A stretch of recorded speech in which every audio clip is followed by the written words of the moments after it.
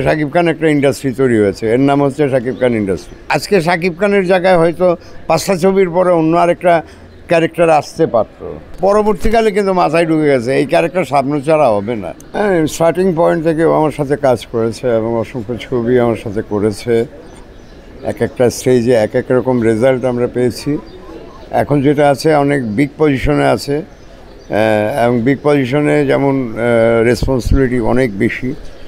আমার বিশ্বাস যে যে সমস্ত ছবিগুলো হচ্ছে, প্রিয়তমা দিয়ে যে ইনিংসটা সে শুরু করেছে, আমি বলবো এখন ইন্ডাস্ট্রি তো অনেকে বলে যে ধ্বংস হয়ে গেছে, আমি বলবো যে ধ্বংস না, শুরু হলো। এই যে শাকিব খান একটা ইন্ডাস্ট্রি তৈরি হয়েছে, এর নাম হচ্ছে শাকিব খান ইন্ডাস্ট্রি। এরপরে আবার ঈদের পরে আমি আসবো, আমার নামে একটা ইন্ডাস্ট্রি হবে। তো কাজে এইটাই কিন্তু সারা বিশ্বে প্রতিষ্ঠিত যে ফিল্ম হচ্ছে একটা টিম ওয়ার্ক, একটা কনসেপ্ট।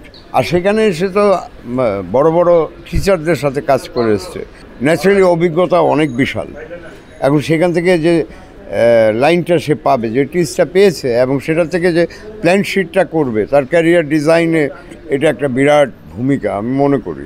বাজি মাঠটা আসলে হচ্ছে প্রজেক্ট কনসেপ্ট এবং প্রজেক্ট ডিজাইন। এটা হচ্ছে একজন ডিরেক্টর যখন আজকে শাকিব খানের জায়গায় হয়তো 5টা ছবির পরে অন্য আরেকটা ক্যারেক্টার আসতে পারত।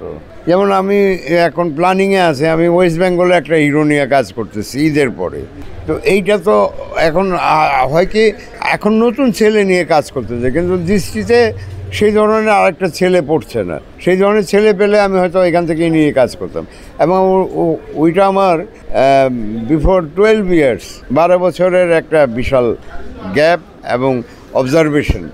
এই অবজারভেশন থেকে আমার কাছে যেটা মনে হয়েছে যে এই প্রজেক্টটা এখন আসতে পরে যে কোনো আর্টিস্ট নিয়ে কাজ করা যায়, নতুন হলে খুবই ভালো।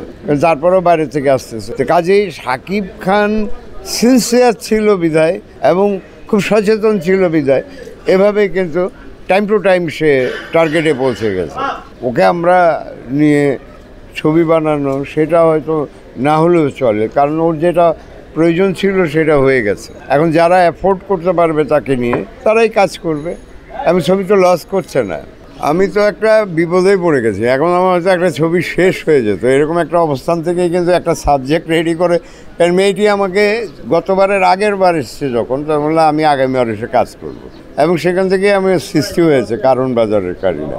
এখন আবার বলছে, এখন আমি বললাম যে এই অবস্থায় তো এক্সপোজ করা যাবে না, কারণ তুমি নিজেই বুঝো তুমি একটা পজিশন ছেড়ে গেছো, এবং সেই জায়গায় তোমাকে আসতে না পারলে তাহলে আসাটা ঠিক হবে না। তারপরে দেখলাম যে একটা পর্যায়ে এসে বললো আমাকে 2-3 মাস সময় দেন, আবার চলে গেল অস্ট্রেলিয়া। এবং এই পাগলি কবে আসবে তাও জানি না, তবে কারিনা ওই জায়গায় বসে আছে। এই কারিনাটা আমার একটা বিশাল প্রতিবাদ কিন্তু, এবং প্রতিটি ঘরের মানুষের প্রতিবাদ হবে এই কারিনা, কারণ সিন্ডিকেট ভাঙার জন্যই কিন্তু এই ছবি বানানো। আপনি কারণ বাজারে আমি অনেক রাত্র এগুলো অবজার্ভ করেছি, টাইম দিয়েছি। আসলে ব্যাপারটা কি, ট্রাক কীভাবে আসে, ট্রাক থেকে আরেকজন কিনে আরেকজন আবার বিক্রি করে, আবার সকাল হইলে সেগুলো আবার বিভিন্ন এলাকার যারা বিজনেসম্যান তারা কিনে নিয়ে যাচ্ছে। ওখান থেকে যখন একজন মানুষ পারচেস করতে যাবে, তার মানে 4 গুণ হয়ে গেল। এই 4 গুণ যাতে না হয় এই জন্যই কারিনা। না, জয়া তো আসলো কখন, যখন শাবনূরের এই ফিজিক্সের পজিশন দেখে তখন আমি ভাবলাম ছবিটা তাইলে শেষ করি, কিন্তু তারপরেও পরবর্তীকালে কিন্তু মাথায় ঢুকে গেছে এই ক্যারেক্টার শাবনূর ছাড়া হবে না।